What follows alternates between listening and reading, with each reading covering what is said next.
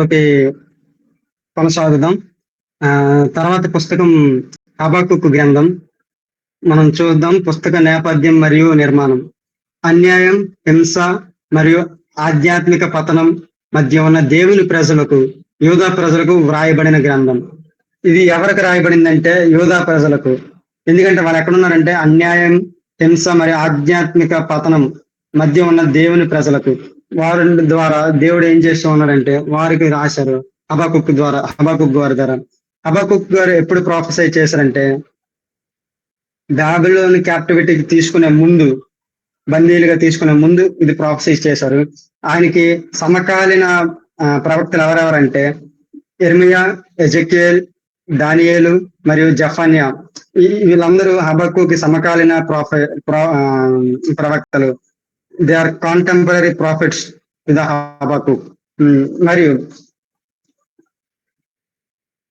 Assyria రాజ్యము దరిదాపులకి దగ్గరికి అంటే ఒక ఎండకు వచ్చేస్తుంది, ఇంకా బాబిలోన్ సిద్ధంగా ఉంది రూల్ చేయడానికి అనే టైంలో ఇది రాసి ఉన్నారనమాట. ఎందుకంటే హబక్కూక్ ఈజ్ ఏ ఎక్సలిక్ ప్రాఫిట్ ఆయన బయటకు వచ్చినప్పుడు. సో మనం చూస్తే రచయిత హబక్కూక్ ఈ పేరుకి మీనింగ్ ఏంటంటే ఆలింగనం చేసుకునేవాడు, గట్టిగా పట్టుకునేవాడు అనే భావం ఉంది. One who embrace. మరియు చారిత్రక పరిస్థితులు. యూదాలో అవినీతి, హింస, ధర్మం లేని ఎక్కువైంది. అసిరియా బలహీన పడుతున్న కాలంలో బబులోను అంటే కల్దీయులు ఎదుగుతున్న సమయం అది. ప్రవక్త దేవునిని అడుగుతున్నాడు. ప్రవక్త హబక్కూక్ గారు ఏం అడుగుతున్నారంటే ఇంత అన్యాయం జరుగుతుంటే నీవెందుకు మౌనంగా ఉన్నాము. ఇది చారిత్రక పరిస్థితులు అనమాట. హబక్కూక్ గారికి రాయడానికి దేవుడు ఎందుకు అవకాశం ఇచ్చారంటే హబక్కూక్ గారు దేవుని ప్రశ్నిస్తూ ఉన్నాడు. అసలు మనం మొదటి అధ్యాయంలో మనం చూసుకుంటే, పుస్తక నిర్మాణంలో నేను చెప్తాను, మొదటి అధ్యాయంలో చూసుకుంటే 3 సమస్యల గురించి క్వశ్చన్ చేస్తూ ఉంటాడు హబక్కూక్ గారు దేవునితో.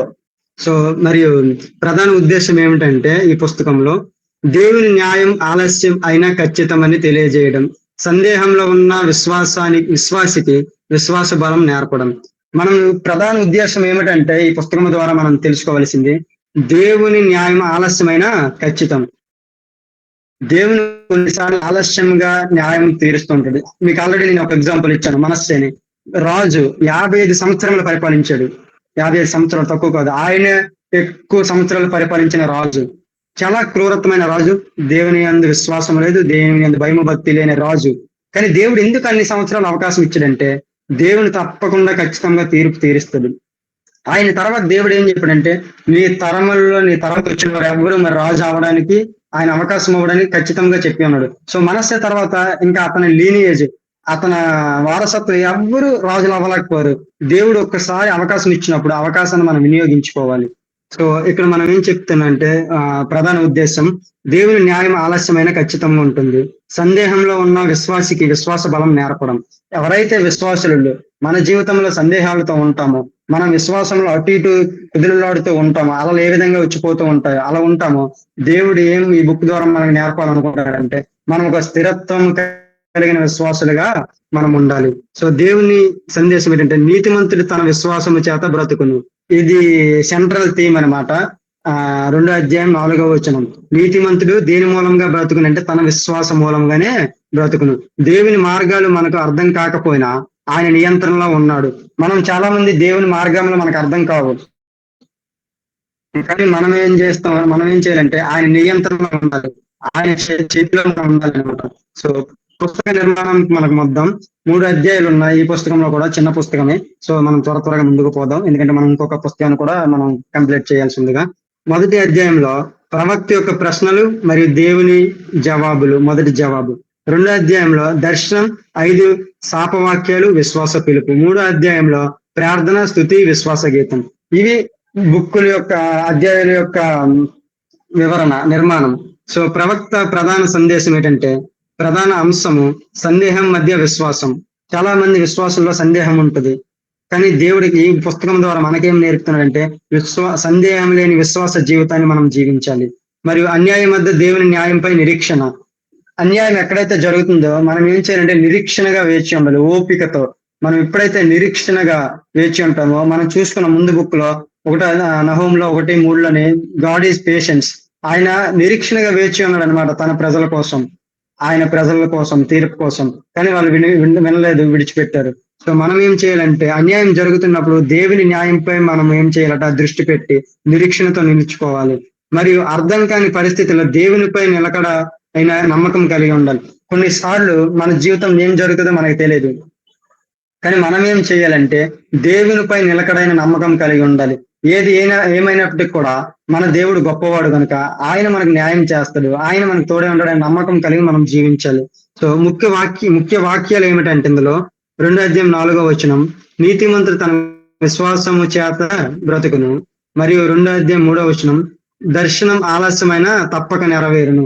దేవుడి దర్శనాలు కొన్నిసార్లు ఆలస్యం అవ్వచ్చు, ఆయన తలంపులు కొన్నిసార్లు మన మీద లేనట్టుగా మనం అనుకోవచ్చు, కానీ ఆయన తగిన సమయంలో నెరవేరుతాయి దర్శనాలు, ఆయన తలంపులు. మరియు 3:17-18 అన్ని కోల్పోయినా నేను యెహోవాలో సంతోషించును.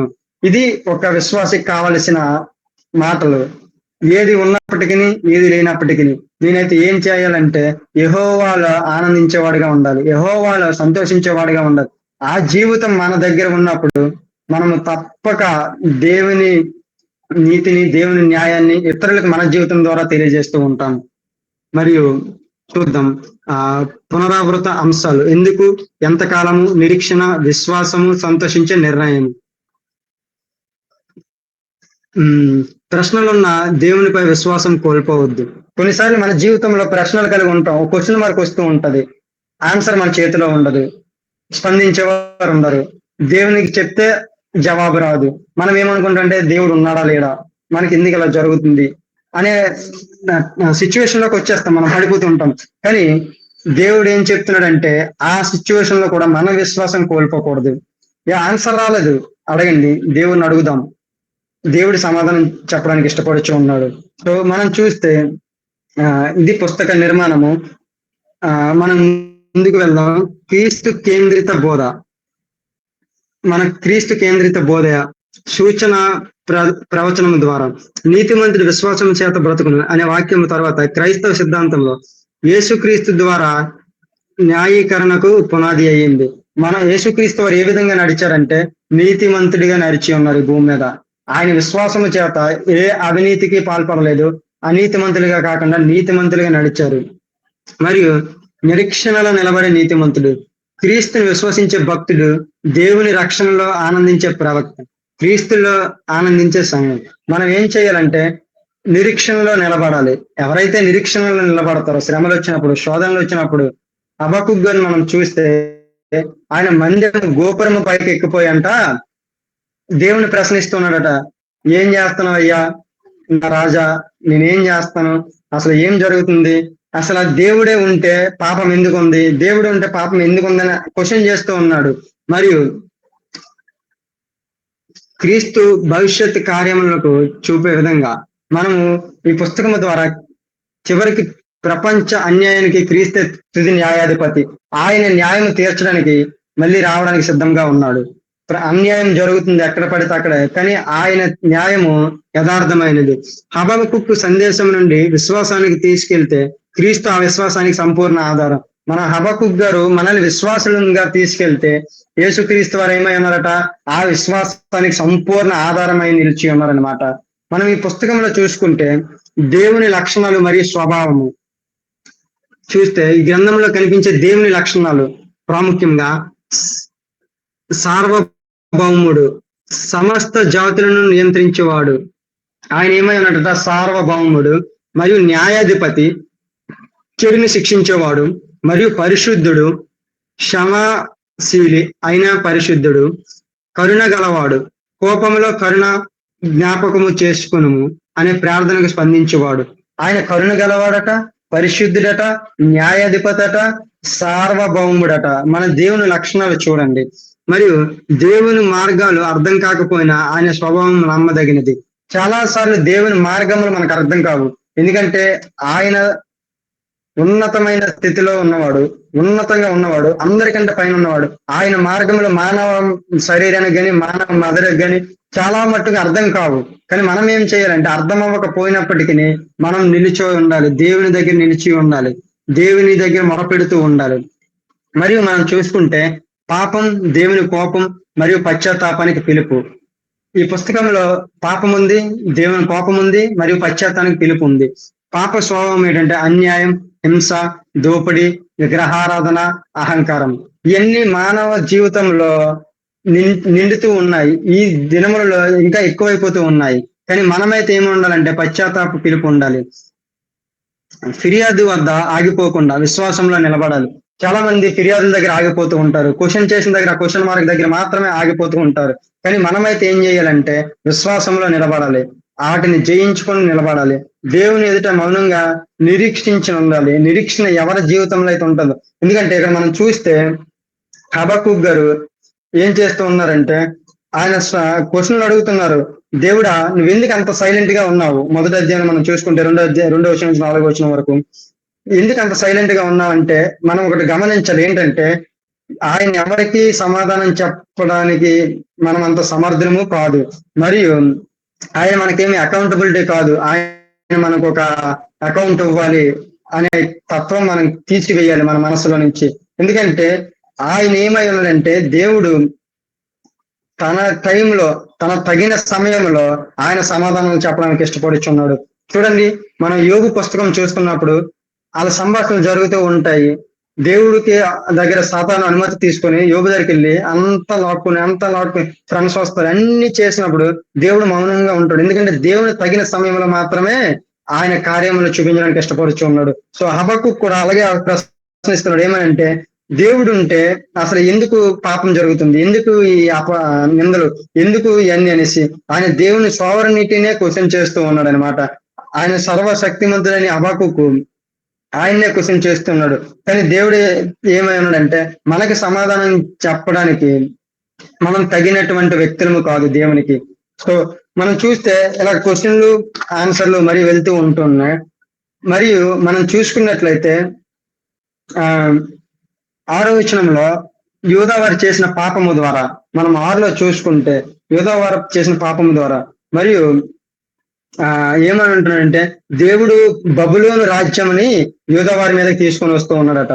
బబులోను రాజ్యంని. ఎందుకంటే వారు చేసిన పాపములు, వారు చేస్తున్న క్రియల ద్వారా, వారు చేస్తున్న నడవడిక ద్వారా, వారు నడుస్తున్న నడవడిక ద్వారా ఈయన ఏం చేస్తున్నాడంటే, దేవుడు పంపిస్తేనే బబులోను దేశము యూదావారి మీదకి వచ్చింది. బబులోను దేశం తానంతట తను రాలేదట. ఎందుకంటే దేవుని యొక్క సోవర్నిటీ ఎట్లా ఉంటుందంటే, దేవుని యొక్క సర్వశక్తి, లేకపోతే ఆయన ఏం చేస్తాడంటే వారిని రప్పిస్తూ ఉన్నాడు. మనం ఏం తెలుసుకోవాలంటే, ఈ పుస్తకం ద్వారా మనకి ఏమైనా శ్రమ వచ్చిందంటే అది దేవుని పర్మిషన్ లేకుండా మన దగ్గరికి రాదు. అది దేవుని యొక్క వినికిడిలో లేకుండా. లేకపోతే మనం అనుకోవచ్చు, నాకు ఈ శోధన వచ్చింది, నాకు ఈ శ్రమ వచ్చింది, దేవుడు చూస్తూ ఉన్నాడా లేదా? చాలా మందిలో ఈ క్వశ్చన్స్ ఉంటాయి. లేకపోతే ఇలా జరిగింది, ఏదైనా ఇన్సిడెంట్ జరిగినప్పుడు దేవుడు ఉంటే ఇలా ఎందుకు జరుగుతుంది అని క్వశ్చన్స్ వస్తూ ఉంటాయి అనమాట. కానీ మనం ఏం చేయాలంటే, దేవుడే వాటికి అలవెన్స్ ఇస్తూ ఉన్నాడు. చూడండి, యోగు గారి జీవితంలో జరిగినప్పుడు దేవుడు సాతానికి సమయం ఇచ్చాడు. Do what ever you want, ఏం చేస్తావు నువ్వు చేసుకో, ఆయన అయితే స్థిరంగా నించుని ఉంటాడు అనేసి. అన్ని తీసుకుని ఉన్నాడు, ఆస్తి తీసుకుని ఉన్నాడు, రక్త సంబంధులే లైక్ పిల్లలు తీసుకొని పోయాడు, భార్య కూడా ఎగెన్స్ట్ గా నించుంది. కానీ యోబు ఏమంటున్నాడంటే, ఇచ్చినవాడు ఆయనే, తీసుకున్నవాడు ఆయనే. సో నేను ఏమై ఉన్నానో అది ఆయన వల్లే, కాబట్టి నేను నించుని ఉంటాను. మనం ఏమైతే ఉండాలంటే, ఈ హబక్కూకు గ్రంథము ద్వారా మనం ఏం నేర్చుకోవాలంటే, దేవునిలో మనం విశ్వాసంగా నిలిచోవాలి. శ్రమలు వస్తాయి, శోధనలు వస్తాయి. కొత్త నిబంధనలు మనం చూసుకుంటే, ఎవరైతే యేసుక్రీస్తు వారిని అంగీకరిస్తారో, ఎవరైతే యేసుక్రీస్తు వారి బాటలో నడుచుకుంటారో వారికి శోధనలు మరీ ఎక్కువగా ఉంటాయట. లోకంలో ఉన్న వారికి అన్ని శోధనలు ఉండవు. కానీ యేసుక్రీస్తు వారి బాటను అనుసరిస్తే, యేసుక్రీస్తు వారి శిష్యులుగా మనం ఉన్నప్పుడు అనేకమైన శోధనలు వస్తాయి. కాబట్టి శోధనలు జయించడానికి గల శక్తిని కూడా దేవుడు అనుగ్రహించడానికి మనకి ఇష్టపడుచు ఉన్నాడు. ఈ హబక్కూకు గ్రంథము ద్వారా మనం చూస్తే దేవుని తీర్పు, దేవుడు యోధాను శిక్షించడానికి బబులోను ఉపయోగించాడు అనమాట. తరువాత బబులోన్నే శిక్షించాడు. అంటే ఎవరి పాపమైన దృష్టికి దూరం కాదు. యోధాను శిక్షించడానికి బబులోను యూజ్ చేశారు, బబులోను శిక్షించడానికి గ్రీస్ ని యూజ్ చేశారు. అలాగా ఒక్కొక్క దేశమును దేవుడు ఆయన తగిన సమయంలో వారికి అవకాశం ఇచ్చారు. అవకాశం ఇచ్చినప్పుడు ఆ అవకాశాన్ని వాళ్ళు వినియోగించుకున్నప్పుడు దేవుడు ఏం చేస్తున్నాడంటే, ఇది బబులోన్ అయితే తర్వాత మీడియో పర్షియన్లు వాళ్ళ మీదకి రావడానికి ఇష్టపడుతూ ఉన్నారు. అది ఎలా అంటే వాళ్ళు సొంతంగా కాదు, కానీ దేవుడే వాళ్ళని ప్రేరేపించి, దేవుడే అన్ని మార్గములు తెరిచి మీరు వెళ్ళండి, కాన్క్వర్ చేయండి, గెలుచుకురండి అనే స్వభావం కలిగి. ఎందుకంటే వారి పాపముల ద్వారా దేవుడు ఏం చేస్తున్నాడంటే ప్రజలు దేవునికి వెనక్కి వెళ్ళిపోతూ ఉన్నారు. సో మనం చూసుకుంటే ఆ హబక్కుక్ గారు రెండో కంప్లైంట్ కూడా చేస్తూ ఉన్నారు అనమాట. రెండో సమస్య చెప్తున్నారు. మనం 12వ వచనంలో చూసుకుంటే ఆయన రియల్ క్యారెక్టర్ మీద, దేవుడి క్యారెక్టర్ మీద చేస్తూ ఉన్నాడు. సో ఇలాంటి పుస్తక నిర్మాణంలో మనం ఈ అనుదిన జీవితంలో ఏం చేస్తూ ఉండాలంటే దేవుని మీద విశ్వాసం కలిగి జీవించాలి. మనకు హెచ్చరికలు ఉన్నాయి. ఈ పుస్తకంలో హెచ్చరికలు ఏంటంటే అహంకారం జాతుల నిలువవు, అన్యాయం తాత్కాలికంగా గెలిచినా శాశ్వముక్తం కాదు, విగ్రహాలపై ఆధారం వ్యర్థము. మనం చూసుకుంటే యూదా ప్రజలు ఏం చేస్తూ ఉన్నారంటే వాళ్ళు అహంకారులు అయిపోయారు, అన్యాయంగా నడుస్తూ ఉన్నారు, అన్యాయంగా జీవిస్తూ ఉన్నారు, విగ్రహాల ఆరాధనపై ఆధారపడిపోతూ ఉన్నారు. ఇవి మన జీవితంలో ఉండకూడదు. మనం ఎందుకంటే మనం క్రీస్తు వారి బాటలో నడిచినప్పుడు, దేవునిని మనం అంగీకరించినప్పుడు మనం ఎలా ఉండాలంటే వినయ విధేయతలతో కలిగి మన జీవితంలో మార్చుకోవాలి. మనకి ఈ పుస్తకం ద్వారా ప్రోత్సాహాలు ఏమిటంటే దర్శనం ఆలస్యమైన నెరవేరుతుంది, విశ్వాసితో ఉన్నవాడు బ్రతుకుతాడు, దేవుడు ఆలస్యం చేస్తాడు కానీ మర్చిపోవడం. సో మనం ఈ డైలీ లైఫ్ లో మనం వింటూ ఉంటాం, చాలా మంది చెప్తూ ఉంటారు అనమాట, లైక్ స్టేట్మెంట్స్ లాగా. దేవుడు ఆలస్యం చేస్తాడు కానీ మర్చిపోడు. కానీ అది వినడం కాకుండా విన్న దానిని మనం గ్రహించి ఆయన మీద విశ్వాసంతో నిలబడినప్పుడు మాత్రమే దేవుడి కార్యాలు చేయడానికి ఇష్టపడుతూ ఉన్నాడు. సో ముందుకు కొనసాగుదాం. పుస్తక గంభీరత లేక తీవ్రత. ఈ పుస్తకం అంతా ఒక బాధతో ప్రారంభం అవుతుంది. ఎంతకాలము. సో అంటే హబక్కుక్ గారి బాధ ఏంటంటే ఎంతకాలం నీ ప్రజలు ఇలాగా విడిచిపెడుతూ ఉంటారు, నువ్వు ఎంతకాలము మౌనంగా ఉంటావు, నువ్వేం చెయ్యవా అనే బాధతో మొదలవుతూ ఉంటది. కానీ జవాబు వెంటనే రాదు, కానీ దేవుడు పని చేస్తాడు. మనం ఏం గ్రహించాలంటే చాలా మంది ఇన్స్టాంట్ అంటారు. ఇన్స్టాంట్ అంటే ఈ రోజు ఏదైనా అడిగారనుకో దేవుడిని ప్రార్థన చేసి, అది మన దగ్గరికి రేపటికి వచ్చేయాలి. సో అది రాకపోతే మనం కూడా ఒక ఆలోచన పడిపోతాం, దేవుడు నాకు ప్రార్థనకి సమాధానం దయచేయలేదు, లేకపోతే దేవుడు నాకు ఇది దయచేయలేదు, దేవుడు నాకు ఇది అనుగ్రహించలేదని. కానీ మనం ఏం చేయాలంటే దేవుడు పని చేస్తూ ఉన్నాడు ఆ పని పైన అని విశ్వాసం కలిగి జీవించాలి. దేవుడు ఆ పని మీద పని చేస్తూ ఉన్నాడు. సో మనం ఏం చేయాలంటే విశ్వాసంతో అది మన దగ్గరికి వచ్చినంత వరకు ప్రార్థన చేయాలి. అది ఒక బలమైన విశ్వాస యొక్క మైండ్ సెట్, అది ఒక బలమైన విశ్వాస యొక్క జీవిత సాక్ష్యము. సో మరియు విశ్వాసం యొక్క నిజమైన పరీక్ష ఏంటంటే జవాబులు ఉన్నప్పుడు కాదు, జవాబులు లేకుండా నిలబడటం. ఇది మన జీవితంలో కావాలి. సమాధానాలు లేకపోతే అన్ని సౌకర్యాలు ఉన్నప్పుడు అందరూ హ్యాపీగా ఉంటారు, ఏ సౌకర్యం లేనప్పుడు సంతోషంగా ఉన్నవారే నిజమైన మనుషులు, నిజమైన దేవుని బిడలు. సో ఇక్కడ మన జవాబులు ఉన్నప్పుడు హ్యాపీగా ఉంటాం, అది ఒక వంతు. కానీ కష్టకాలంలో జవాబులు లేవు, దేవుడు మనకి ఎందుకు ఆలస్యం చేస్తున్నాడు, మనలో లోటుపాట్లు ఏమైనా ఉన్నాయా లేదా, మనలో శ్రమలు ఏమైనా, లేకపోతే మనకి దేవునికి వ్యతిరేకమైన కార్యములు మన జీవితంలో ఏమన్నా లేవని ఏం చేయాలంట మనము తెలుసుకుని వాటిని విడిచిపెడేటప్పుడు దేవుడి తప్పకుండా తన జవాబు మనకు దయచేస్తూ ఉంటాడు. ఇక్కడ మనం చూసుకుంటే 1వ అధ్యాయంలో హబక్కుక్ లో 1:8 దేవుడు మూడు జంతువులతో పోలుస్తూ ఉన్నాడు. అంటే వాటి వేగములను, వాటి స్లావరీని, బానిసత్వంను, లియోపార్డ్, ఈగల్స్ అనేసి.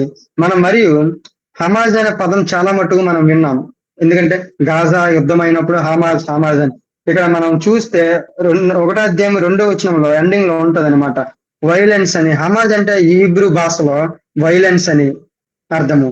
సో దేవుని యొక్క ప్రజలకు ఏం చేస్తానంటే ఆ వైలెన్స్ తీసుకోవాలని ఉగ్రత వాళ్ళ మీద రాదా అని హబక్కుక్ గారు ప్రశ్నిస్తూ ఉన్నారు.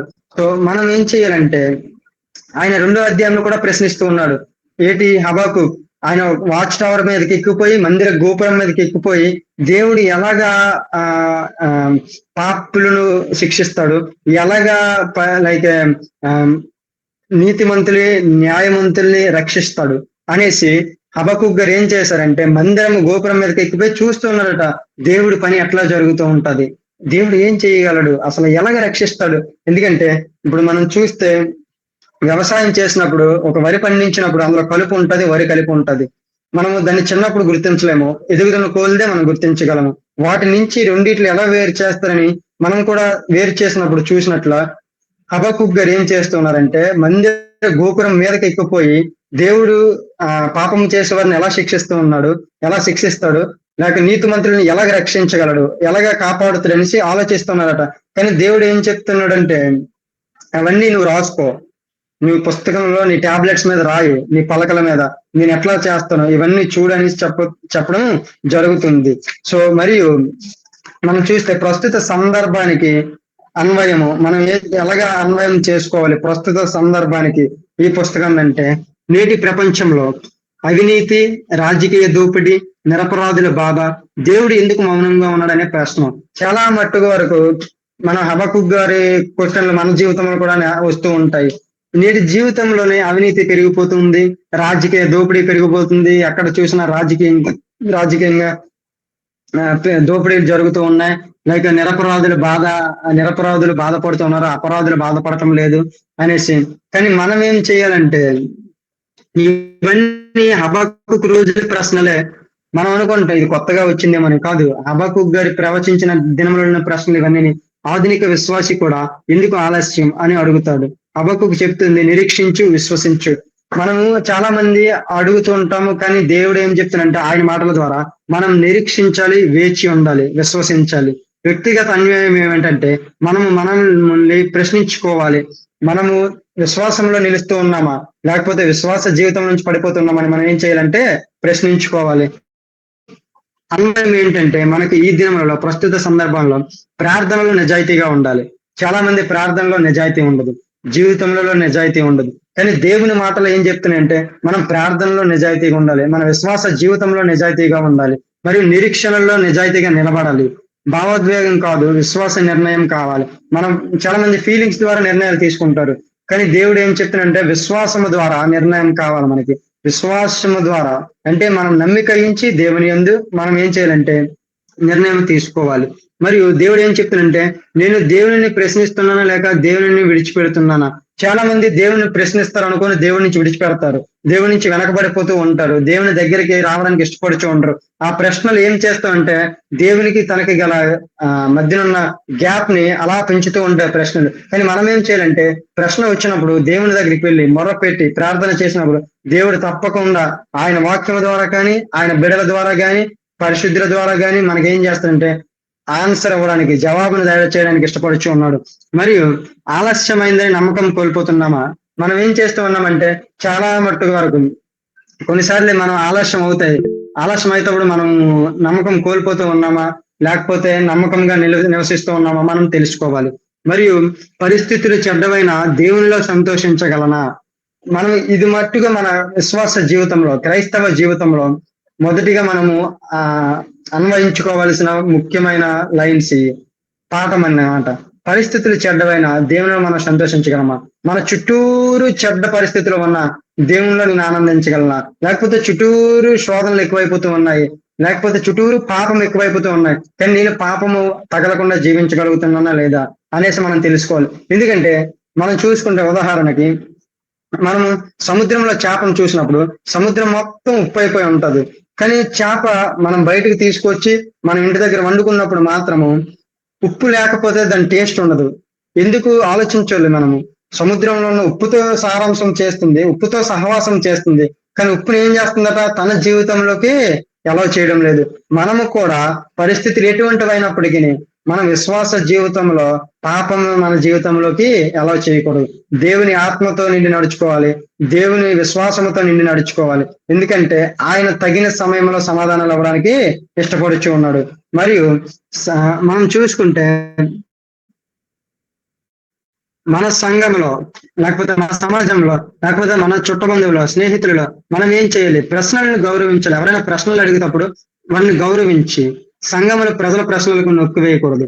మనము ప్రశ్నలు అడిగినప్పుడు వారికి సమాధానం చెప్పే బిడ్డలుగా ఉండాలి. మనం బాధలలో నిరీక్షణ నేర్పించే వాళ్ళుగా ఉండాలి, దేవుని న్యాయం ప్రకటించే వాళ్ళుగా ఉండాలి, మరియు విశ్వాస సత్యం బోధించాలి. నిరీక్షణ కూడా మనం ప్రకటించాలి. సంతోషమే కాదు, నిరీక్షణ, పేషెన్స్, ఓపిక, ఇవన్నీ మనము మన జీవితంలో అవలంబించుకోవాలి. ఇక్కడ మనం ఏం చేస్తున్నాడంటే హబకుక్ గారు ఇవన్నీ క్వశ్చన్స్ ఆన్సర్స్ అయిపోయిన తర్వాత అన్ని చూసినప్పుడు ఆయన ఎంతో దేవునికి దగ్గర అయిపోయి దేవునికి సన్నిహితంగా నడుచుకొని ఏం చేస్తున్నాడంటే ప్రేయర్ చేస్తూ ఉన్నాడు అనమాట, ప్రార్థన చేస్తూ ఉన్నాడు. ఏమని ఒకసారి మనం మాటలో చూద్దాం. ఆ మూడో అధ్యాయము ఆ మూడో అధ్యాయము 3వ వచనం నుంచి 4వ వచనం వరకు నేను చదువుతాను మన కోసం. దేవుడు తేమానులో నుండి బయలుదేరుచున్నాడు, పరిశుద్ధ దేవుడు పారానులో నుండి వేంచేయుచున్నాడు. ఆయన మహిమ ఆకాశ మండలం అంతటను కనబడుచున్నది, భూమి ఆయన ప్రభావముతో నిండి ఉన్నది. సూర్య కాంతితో సమానమైన ప్రకాశము కనబడుచున్నది, ఆయన హస్తముల నుండి కిరణములు బయలు వెలుచున్నవి, అచ్చట ఆయన బలము దాగి ఉన్నది. మనం చూస్తే హబక్కుక్ గారి ప్రార్థన ఎట్లా ఉందంటే ఆయన సర్వోన్నతమైన దేవుడు అనేసి గ్రహించి, ఆయన సర్వశక్తిమంతుడని గ్రహించి ఆయన్ని ఎత్తుతూ ఉన్నాడు. ఆయన ప్రార్థన ద్వారా ఆయన జీవితాన్ని ఒక ఆధారం చేసుకొని ఆయన ప్రార్థనలో లీనమై ఆయన ఏం ప్రార్థన చేస్తూ ఉన్నాడంటే ఆనందంతో సంతోషముతో దేవుని యొక్క ఔన్నత్యాన్ని చూపిస్తున్నాడు ఆయన ప్రార్థనలో. ఏమని ఆయన మహిమ ఆకాశ మండలం అంతటను కనబడుచున్నది. దేవుని మహిమత ఆకాశ మండలం అంతటా కనబడుచున్నదట. ఎంత గొప్ప మాటలో చూడండి. ఆయన ముందు ప్రశ్నించాడు, జవాబు తీసుకున్నాడు, మరలా ప్రశ్నించాడు, మరలా జవాబు తీసుకున్నాడు. కానీ చివరికి వచ్చినప్పటికి ఏం చేస్తున్నాడంటే ఈ దేవుని ఆరాధించడానికి ఇష్టపడుచు ఉన్నాడు. మనము కూడా ఏమై ఉండాలంటే హబక్కుక్ గ్రంథం చదివిన తర్వాత ఆయన తెలుసుకున్న తర్వాత మనకు చాలా ప్రశ్నలు ఉండొచ్చు మన జీవితంలో. మనము దేవుని ప్రశ్నలు అడిగినప్పుడు ఆన్సర్ రాలేదని చిరాకు పడకూడదు, లేకపోతే దేవుడు నాకు జవాబు దయచేయట్లేదు అనేసి మనం దేవునికి దూరం అయిపోకూడదు. ఇంకా దగ్గర అయ్యి దేవునితో సంబంధం కలుపుకొని మనం ఏం చేయాలంటే దేవుని అడగడం ఇష్టపడాలి, మొరపెట్టడం ఇష్టపడాలి. దేవుని దగ్గర ఎప్పుడైతే మనం మొరపెట్టి అడుగుతామో దేవుడు మన జీవితంలో జవాబులు దయచేయడానికి ఇష్టపడుచున్నాడు. ఇక్కడ హబక్కుక్ గారు ప్రశ్నలు అడిగారు, జవాబులు తెలుసుకొని ఉన్నారు, చూసి ఉన్నారు. దేవుడు ఏ విధంగా అయితే యోధా ప్రజల్ని ఏ విధంగా అయితే శిక్షిస్తారో, ఏ విధంగా అయితే మన ప్రజలను రక్షిస్తారో ఇవన్నీ చూసిన తర్వాత ఆయన దేవునికి ఏమైందంటే సరెండర్ అయిపోయి ఇంకా దేవుని లిఫ్ట్ చేయడానికి ఇష్టపడుచు ఉన్నారు. ఆయన ప్రార్థన చేశారు. అన్ని చేసిన తర్వాత మనం చూస్తే 3వ అధ్యాయంలో మనం చూసుకుంటే చాలా ప్రాముఖ్యమైన మాటలు ఉంటూ ఉంటాయి. 3వ అధ్యాయంలో ఆయన విశ్వాసము ద్వారా చేసిన ప్రార్థన, 17వ అధ్యాయ వచనం నుంచి 19 వరకు ఆయన విశ్వాసం ద్వారా పాడిన పాటలు ఇవన్నీ ఉంటూ ఉంటాయి అన్నమాట. ఎందుకంటే దేవుడు ఏమై ఉన్నాడట, ఆయన సర్వశక్తి కలిగిన దేవుడు, ఆయన న్యాయాధిపతి, ఆయన కృప కలిగిన దేవుడు. సో మనకి ముఖ్యంగా మన జీవితంలో ఏంటి ఉండాలంటే విశ్వాసం కలిగి ఉండాలి. మనం ఎవరైతే విశ్వాసం కలిగి ఉంటామో మన దేవుడు ఏం చేస్తాడట, మన విశ్వాసంలోని ఆయన్ని మనల్ని కట్టడానికి ఇష్టపడుచు ఉన్నాడు. ఇక్కడ హబక్కుక్ గారు ఏం చేసి ఉన్నారు, దేవుని మీద ఆధారపడి జీవించారు. దేవుని మీద క్వశ్చన్లు అడిగినప్పటికీ, ప్రశ్నించినప్పటికీ, అనేకమైన సందేహాలు ఉన్నప్పటికీ దేవుని యొక్క మాధుర్యమును తెలుసుకొని ఆయన రుచి చూచినప్పుడు ఆయన ఏం చేశారంటే ఆయన ప్రవచించిన తర్వాత దేవునికి ప్రార్థన చేసి దేవునికి పాటలు పాడి ఆయనకి ఇష్టకరమైన జీవితాన్ని, లేకపోతే ఆయనలో ఇంకా విశ్వాసాన్ని అభివృద్ధి పొందించుకోవడానికి ఇష్టపడి ఉన్నారు. కావున ఈ సాయంత్రకాల సమయంలో హబక్కుక్ గ్రంథము ద్వారా నా జీవితంలో మనం ఏం చేయాలంటే మనం ఇష్టపడే జీవితము, దేవునికి ఇష్టపడే జీవితము మనం జీవించాలి. అనేకమైన ప్రశ్నలు రావచ్చు, లేకపోతే అనేకమైన శోధనలు రావచ్చు, అనేకమైన శ్రమలు మన జీవితంలో చుట్టుముట్టి ఉండవచ్చు. కానీ మనం విశ్వాసముగా నించొని దేవుని ద్వారా మనం ఎప్పుడైతే బలము పొందుతుంటామో, మన విశ్వాస జీవితంలో మనం ఎప్పుడైతే నిలిచి ఉంటామో దేవునిలో మనం ఆనందించడానికి ఇష్టపడతాం. హబక్కుక్ గారు చూడండి, మనం మొదటి 2 అధ్యాయాల్లోని ప్రశ్నలు జవాబులు ఒక మధ్యన ఆలోచనలో ఉండిపోయారు. కానీ 3వ అధ్యాయంకి వచ్చినప్పటికీ దేవుని యొక్క ఔన్నత్యాన్ని ప్రకటిస్తూ ఉన్నారు. దేవుని యొక్క ఉన్న క్రియలను ప్రకటిస్తూ ఉన్నారు. దేవుడు ఏమి చేయగలడు అనేసి వివరణ చూపుతున్నాడు. ఆయనలో ప్రార్థన ద్వారా ఆనందిస్తూ ఉన్నారు, పాటల ద్వారా ఆనందిస్తూ ఉన్నారు. మన జీవితంలో ఎన్ని శ్రమలు ఉన్నప్పటికీ, ఎన్ని శోధనలు ఉన్నప్పటికీ మనం ఏం చేయాలంటే ప్రార్థన ద్వారా, పాటల ద్వారా దేవునిలో మనం ఆనందించడానికి ఇష్టపడాలి. హబక్కుక్ ద్వారా దేవుడు మనతో ఏం మాట్లాడుతున్నాడంటే మనం ఏం చేయాలంటే దేవుని ప్రశ్నించినప్పటికీ ఆయనలో మనం విశ్వాసం కోల్పోకూడదు. ప్రశ్నకు సమాధానం దేవుడు మనకి ఇచ్చేంత వరకు మనం ఏం చేయాలంటే దేవుని దగ్గర మొర్ర పెట్టుకొని వినయముగా అడగాలి. అంటే ఏదో ఒక గర్వముతో మనం ప్రశ్నించే విధం కాకుండా వినయముగా విధేయత చూపి ప్రార్థనలో మనం మెలకులు నేర్చుకొని ప్రార్థనలో మన జీవితం గడిపి ఆయన మనలో ఉన్న ఏమైనా మనలో ఉన్న క్వశ్చన్స్ ని కానీ అడిగినప్పుడు దేవుడు తప్పకుండా జవాబులు దయచేయడానికి ఇష్టపడుచున్నాడు. హబక్కూకు గారు ఏ విధంగా అయితే తన ట్రస్ట్ ని దేవుడి మీద ఉంచారో, ఆయన ప్రార్థన చేసి ఉన్నారో, విశ్వాసం కలిగి జీవించారో, అట్టి విశ్వాసము నా జీవితంలోని. ఎందుకంటే దేవుడు బబులోనుని పంపించి యూదా వారిని కట్టడి చేయడానికి ఇష్టపడుచున్నాడు. అది ఒక పాఠము మాత్రమే. మనము కూడా మన జీవితంలో అనేక శ్రమలు వచ్చినప్పుడు మనం ఏం చేస్తూ ఉంటే పడిపోయినప్పుడు దేవుడు సాతానికి ఛాన్స్ ఇస్తూ ఉంటాడు. వెళ్ళి నా బిడ్డలు నువ్వేం చేస్తావు, వాళ్ళ విశ్వాసం ఉంది, వాళ్ళలో నా మాటలు ఉన్నాయి, ఆయన నా వాక్యం ద్వారా కట్టబడుతూ ఉన్నారు అన్నప్పుడు దేవుడు ఏం చేస్తాడంటే ఇచ్చినప్పుడు సాతానం అందరికి వచ్చిన సాతానికి తగినటువంటి సమాధానం దొరకదు. ఎందుకంటే మన విశ్వాసంలో దిట్టలమై ఉన్నాం. మన విశ్వాసంలో ఏమై ఉన్నామట, నిలుచుకొని విశ్వాస జీవితాన్ని మనం జీవించడానికి ఇష్టపడుచు ఉన్నాము. సో హబక్కూకు గ్రంథము ద్వారా మనం ఏమైతే ఉన్నామంటే దేవుడు ఎప్పుడు న్యాయబద్ధుడే, దేవుడు ఎప్పుడు న్యాయబద్ధుడే, ఆయన అన్యాయం చేయవాడు కాదు. సో ఆయన యందు మనం నమ్మిక ఉంచుదాం, ఆయన యందు మనం విశ్వాసం ఉంచుదాం, ఆయనలో మనం ఆనందించుదాం. దేవుడు ఈ చిన్న మాటలు దీవించిన గాక. Amen. Amen. Praise the lord brother. Thank you so much. Okay friends, ఈ సమయంలో మీకు డౌట్స్కి సమయం ఇవ్వబడుతుంది. మీరు అది యూటిలైజ్ చేసుకోండి. బ్రదర్, ఒక చిన్న పాయింట్, ఇది ప్రవచన గ్రంథం అంటే హబక్కూకు ప్రవచనాలు, దర్శనాలు నెరవేర్పు కోసం చూస్తున్నారు కదా, కానీ అసలు ఏ ప్రవచనాలు అంటే ఎవరికి వచ్చిన ప్రవచనాలు? హబక్కూకు వచ్చిన ప్రవచనాలేనా? అండ్ ఆ ప్రవచనాలు ఎక్కడ రాయబడినట్టు కనపడవు కదా. అంటే ఇది ప్రవచనం ఏంటంటే బుక్ కోసం అసలు బుక్ మీనింగ్ ఏంటంటే హిడెన్ ఆఫ్ యాహువే, యాహువే దాగి ఉన్నారనమాట. అంటే దేవుని దాగి ఉన్నారంటే యూదా ప్రజలు దేవుని దగ్గర నుంచి వెనక్కి వెళ్ళిపోతూ ఉన్నారు. సో హబక్కూకు, విశ్వాసి అయిన హబక్కూకు, ఒక ప్రవక్త అయిన హబక్కూకు దేవుడు ఏం చెప్తున్నాడంటే హబక్కూకు ద్వారా దేవుడు క్వశ్చన్లు హబక్కూకును అడుగుతున్నారు. అసలు నువ్వు ఉన్నావా, నువ్వు ఉంటే పాపం ఎందుకు ఉంది, సో నువ్వేం చేస్తూ ఉన్నావు, దేవుని క్వశ్చన్ చేస్తూ ఉన్నారు హబక్కూకు గారు. కానీ దేవుడు ఏం చేస్తున్నాడట, ఆన్సర్లు ఇస్తూ ఉన్నారు. నేను నా పని చేస్తూ ఉన్నాను, నువ్వు నా పనిని చూడనేసి. అసలు ఈ ప్రవచనం ఏంటంటే, ఇందులో ఉన్న మన బుక్ లో ఉన్న ప్రవచనం మనం ఏంటంటే మనం చూస్తే యూదా వారిని అసలు బబులోనికి ఎందుకు దేవుడు అప్పచెప్పాడు, బబులోని వారు ఎందుకు యూదాని క్యాప్టివిటీ చేశారంటే, యూదా వారు దేవుని విడిచిపెట్టి వెనక్కి వెళ్ళిపోవడం, విగ్రహారాధనకు లోబడిపోవడము. అంటే యూదా ప్రజల యొక్క స్వభావం ఎటువంటిదంటే కష్టకాలంలో దేవుని దగ్గరకు వచ్చేవారు. సో దేవా నువ్వే మాకు దేవుడు అనేవారు. వాళ్ళ కష్టాలు ఎప్పుడైతే తీరిపోయాయో మళ్ళీ లోకంలోకి వెళ్ళిపోయారు. ఇటువంటి జీవితము, ఇటువంటి స్వభావాలు కలిగిన వారు ఇశ్రాయేలు ప్రజలు. సో దేవుడు ఏం చేశాడంటే హబక్కూకు ద్వారా నువ్వు అలా చూస్తూ ఉండు, నన్ను నమ్మిన ప్రజలను నేను కాపాడుతాను, ఎవరైతే నన్ను వ్యతిరేకిస్తున్నారో వాళ్ళని బబులోని చేతులకు అప్పగిస్తాను అని ఒక ప్రవచనము దేవుడు ఈయనకి చూపించారనమాట, హబక్కూకు గారికి.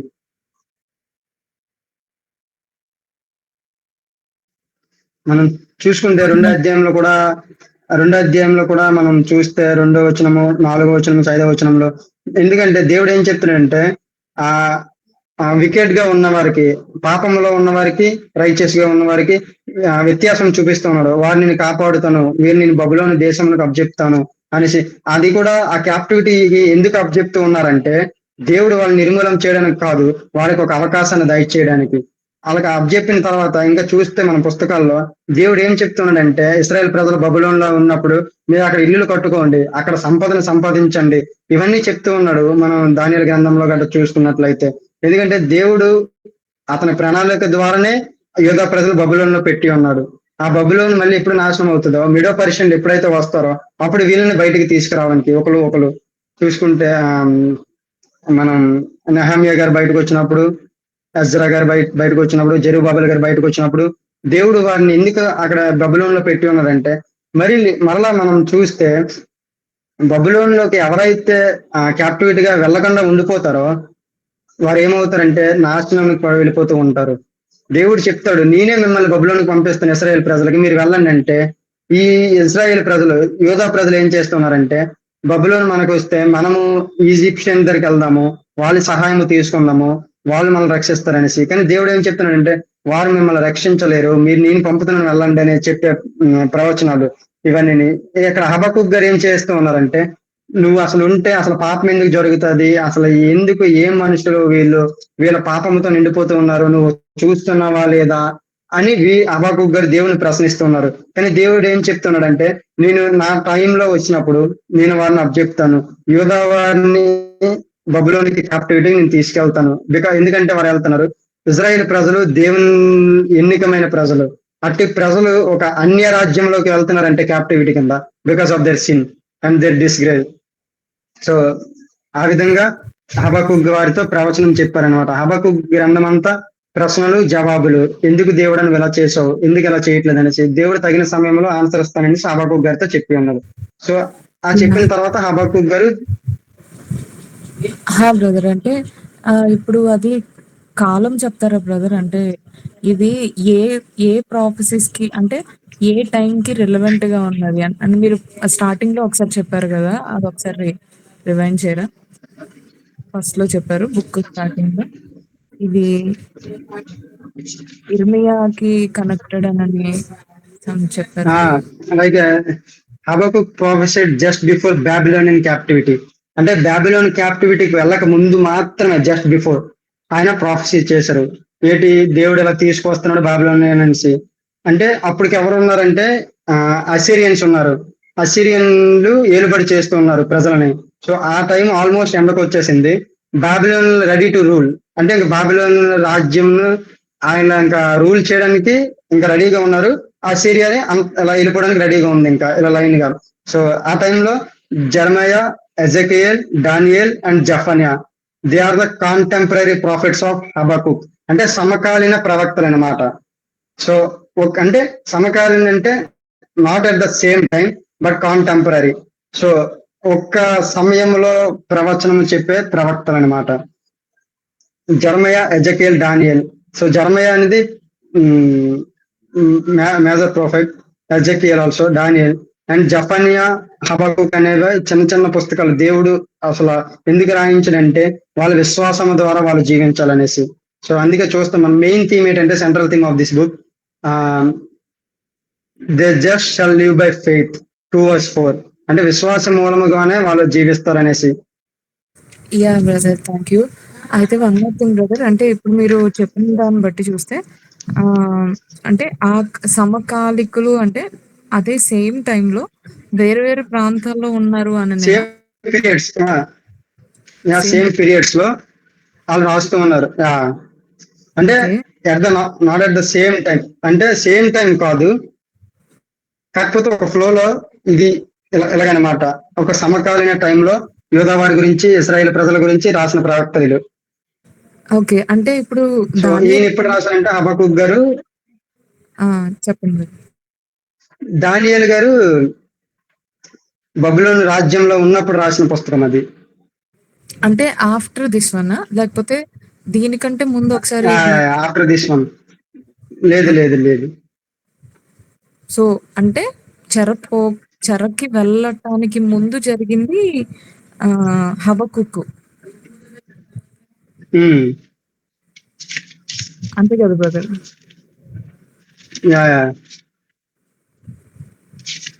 దానియేలు యాక్చువల్ గా బాబిలోన్ కింగ్డమ్ లో ఉన్నప్పుడే కదా ఇదంతా జరిగింది. ఉన్నప్పుడు దానియేలు రాశారు అది, ఆ పుస్తకాన్ని. అవునవును. దేవుడు అది ప్రాఫెసీస్ రాసి ఉంచారు, కొన్ని ప్రాఫెసీస్ నెరవేరాయి, కొన్ని ప్రాఫెసీ ఫ్యూచర్ లో నెరవేరుతాయి ఇంకా కొన్ని ప్రవచనాలు. ఓకే, అంటే అలా చూస్తే కనుక ఎహెస్కేలు కానీ ఇర్మియా కానీ వీళ్ళు కూడా ఈ ఈ యొక్క హబక్కుకు తర్వాత జరిగిన సన్నివేశాలేనా? అంటే ఎజెకియల్ కూడా,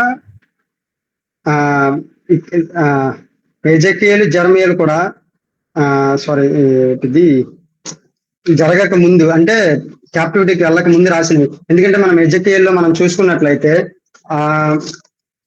దేవుడు ఏం చెప్తాడంటే నీకంటే ఒక గొప్ప తెలివైన వాడిని నేను లేవనెత్తుతాను అని చెప్తారు. ఆయన ఎవరంటే దానియేలు అన్నమాట. మనం ఎజెకియేల్లో చూసుకుంటే ఆ, దేవుడు చెప్తాడు ఏమంటే ఎజెకియేలు 28వ అధ్యాయం 3వ వచనంలో చెప్తారు ఏమంటే behold you are wiser than Daniel there is no secret then can be hidden from you. అంటే ఏం చెప్తారంటే ఎజెకియేలుకి నువ్వు దానియేలు కన్నా తెలివైన వాడు, ఏ సీక్రెట్స్ నీ దగ్గర నేను దాచిపెట్టలేదని చెప్తూ ఉన్నాడు. సో వీళ్ళందరూ కాంటెంపరీ ప్రాఫిట్స్ అన్నమాట. అంటే ఒక సమయంలో సమకాలీన ప్రాఫిట్స్ అయి ఉన్నారు. ఎజెకియేల్ అన్నప్పుడు ఎజెకియేల్ అవ్వచ్చు, డానియేల్ అవ్వచ్చు. ఎందుకంటే వీళ్ళందరూ 550 BC లైక్ ఆ టైంలో ప్రాఫెసీ చేసిన వారు అసిరియా నుంచి వెళ్ళిపోయిన తర్వాత బాబిలోన్ క్యాప్టివిటీ తీసుకున్న టైంలో. ఓకే. ఒకసారి దీని టైం ఒకసారి చెప్తారా బ్రదర్? టైం కాలం. దీని సమకాలం సారీ టైమా అవునండి. దీని టైం ఏంటంటే హబాకుక్ 600 BC nearly approximately I'm not sure about that but 600 BC approximately. Okay brother. ఎందుకంటే 612 లో అసిరియన్స్ ని క్యాప్చర్ చేసుకుంటారు కదా. ఓకే. ఓకే. అర్థమైంది బ్రదర్. యా అంటే ఇది ప్రాఫెసైజ్ చేసిన ఎంత టైంకి వీళ్ళు క్యాప్టివిటీకి వెళ్ళారు బ్రదర్? ఒక అంచనాగా. అంచనాగంటే యాక్చువల్ గా 3 విడతలలో వీళ్ళ క్యాప్టివిటీకి వెళ్ళారు. అంటే ఒక్కసారి మన క్యాప్టివిటీకి వెళ్ళలేదు కదా చెరలోకి, ఒక్కసారి వీళ్ళు వెళ్ళలేదు. 3 విడతలుగా వీళ్ళు చెరలోకి వెళ్ళడానికి దేవుడే వాళ్ళకి ఏం చేసి ఉన్నాడంటే సమయం ఇచ్చి ఉన్నాడు. ముగ్గురు 3 టైములలో వెళ్ళారు. ఒక టైంలో వెళ్ళినప్పుడు ఒక్క నిమిషం నాకు టైం ఇస్తే నేను మీకు ఆ క్యాప్టివిటీ డేట్స్ కూడా నేను చెప్తాను. Okay brother. ఒక్క నిమిషం నాకు టైం ఇవ్వండి, మీకు ఆ క్యాప్టివిటీ డేట్స్ కూడా నేను చెప్తా.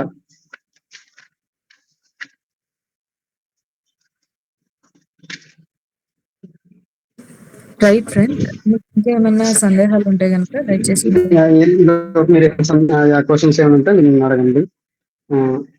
యా ఎప్పుడు చూడండి నేను క్యాప్టివిటీ టైం అంటే నేను చెప్తాను. నెబుకద్నెజర్ టైంలో ఇది జరిగింది. నెబుకద్నెజర్ అవ్వాలంటే బబులోను రాజు. So 606 BC Daniel and his friends అప్పుడు క్యాప్టివిటీకి వెళ్ళారు. ఆ టైంలో జెహోయాకిమ్ అండ్ జెహోయాక్చిన్ లీడర్స్ గా ఉన్న టైం యోధాలో. అండ్ 597 BC ఎజెకియల్ టైంలో Jehoiachin and Zedekiah. 597 second captivity. There are 3 captivities actually. 606 BC, 597 and 586 BC. 586 BCలో జడకియా గెడలియా ఉన్న టైంలో నెబుకద్నెజర్ ఏం చేశారంటే మొత్తం టెంపుల్ టోటల్ గా డిస్ట్రాయ్ చేస్తారు. సర్వం అలాగా డిస్ట్రాయ్ చేస్తారు. ఇది 3 క్యాప్టివిటీస్ డేటింగ్స్ అన్నమాట. ఫస్ట్ క్యాప్టివిటీలో వెళ్ళారు డానియల్ అండ్ హిస్ ఫ్రెండ్స్. రెండో క్యాప్టివిటీలో వెళ్ళినారు ఎజెకియల్. మూడో క్యాప్టివిటీలో టెంపుల్ వాజ్ డిస్ట్రాయిడ్. ఆ 3 క్యాప్టివిటీలు నెబుకద్నెజర్ ద్వారా జరిగాయి. మళ్ళీ వాళ్ళు రిటర్న్ ఇప్పుడు third one brother. Third one ఒకసారి ఎవరు? 586 BC టెంపుల్ అది was destroyed. Nabopolassar not Nabopolassar, Nebo నిడన్ ఆర్ సంథింగ్ నేమ్ ఉంటది. ఆయన టైంలో అది. సో ఆయన నెబుకద్నెజర్ దగ్గర మంత్రి, ఆ మంత్రి గారు మొత్తం టెంపుల్ ని డిస్ట్రాయ్ చేస్తారు. జదకియ అండ్ గెడలియా లీడర్స్ గా ఉన్నప్పుడు ఆ గెడలియాని కూడా నెబుకద్నెజరే యూదవారి మీద లీడర్ గా నియమించి ఉన్నారు ఆ టైంలో 586 BC. ఇది క్యాప్టివిటీస్ అండ్ డేట్స్ ఇవి. బ్రదర్ అంటే ఆ లాస్ట్‌ది ఏదైనా ప్రాఫిట్ ఉన్న సమయమా అది? లేకపోతే 586 BC లో అప్పుడు ఎవరైనా ప్రాఫిట్ ఉన్నారా? అంటే ఒక అవగాహన కోసం. అంటే నాకు కూడా అంత అవగాహన లేదు. కాకపోతే 586 BCలో ప్రాఫిట్ ఎవరు లేరు అనేసి wait a minute.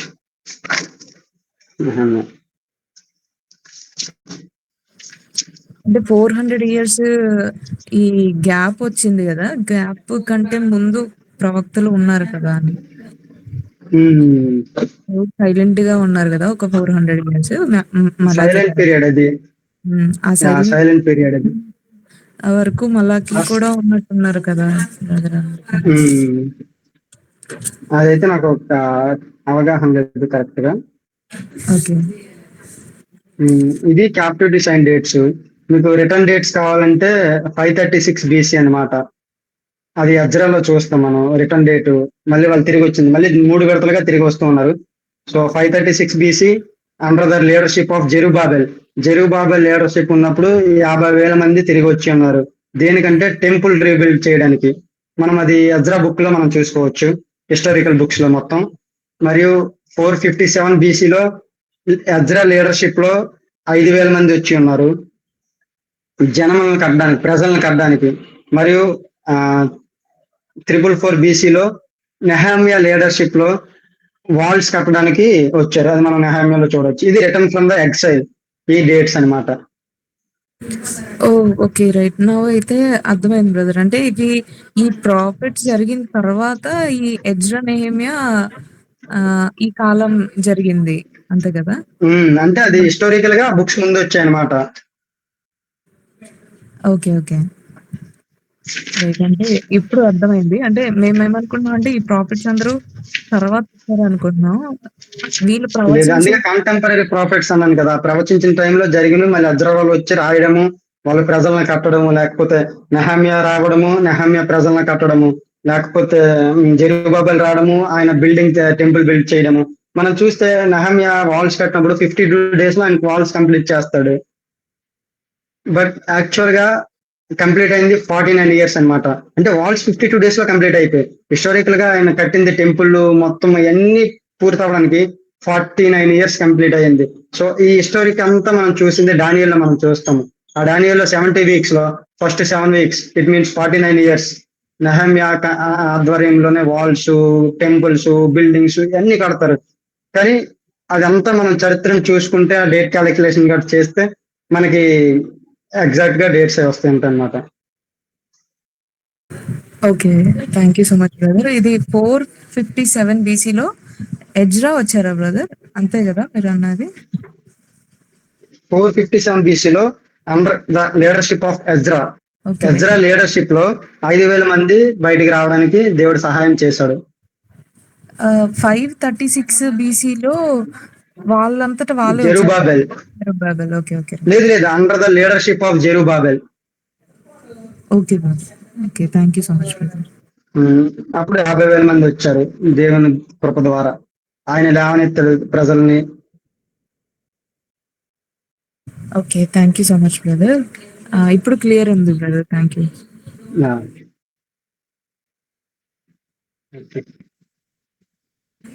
Okay. So ఇంకెవరికైనా డౌట్ ఉన్నా, లేకపోతే మనం తర్వాత పుస్తకాన్ని అదే బ్రదర్, ఇంకెవరికైనా ఏమైనా సందేహాలు ఉంటే కనుక దయచేసి మాట్లాడండి. లేని పక్షంలో మనం నెక్స్ట్ బుక్ కి వెళ్దాము. సిస్టర్ సుప్రియ గారు ఇందాక హ్యాండ్ రైస్ చేశారు. మనకి సమయం తక్కువగా ఉంది కాబట్టి త్వరగా లేదక్క టచ్ చేయండి. Okay, thank you so much brother.